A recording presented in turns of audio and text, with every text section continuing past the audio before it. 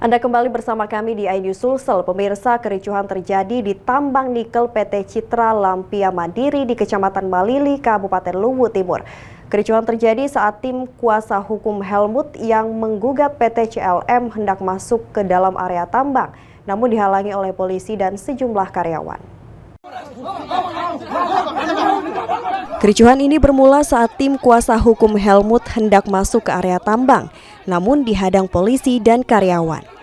Kericuhan memanas saat Kapolres Luwu Timur AKBP Sylvester Simamora tiba di lokasi kejadian hingga terlibat adu mulut dengan kuasa hukum Helmut hingga terjadi pengusiran paksa dari area tambang.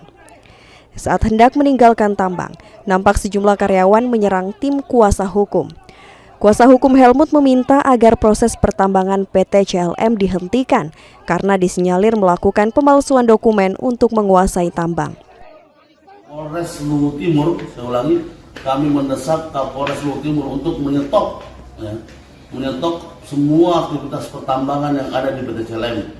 Karena kami duga adalah kami bodong dan kemudian yang kedua adalah izin yang dimiliki oleh mereka dia dimiliki dengan cara yang tidak benar ataupun ada dugaan pemalsuan akte secara otentik seperti laporan yang sudah masuk di Mabes bulan lalu itu diterima dan kita duga memasukkan akte sehingga bisa memiliki PT CLM itu sendiri. Sementara Direktur Eksternal PT CLM Ismail Ahmad menyebut pihak Helmut tidak berhak memasuki area tambang karena seluruh proses perdata dan pidananya sudah berkekuatan hukum tetap. Tentu semua kita sudah jalankan. Jadi proses penambangan mulai dari OB, kemudian orgeting, hauling, dan sekarang kita sudah lakukan barking, Pak.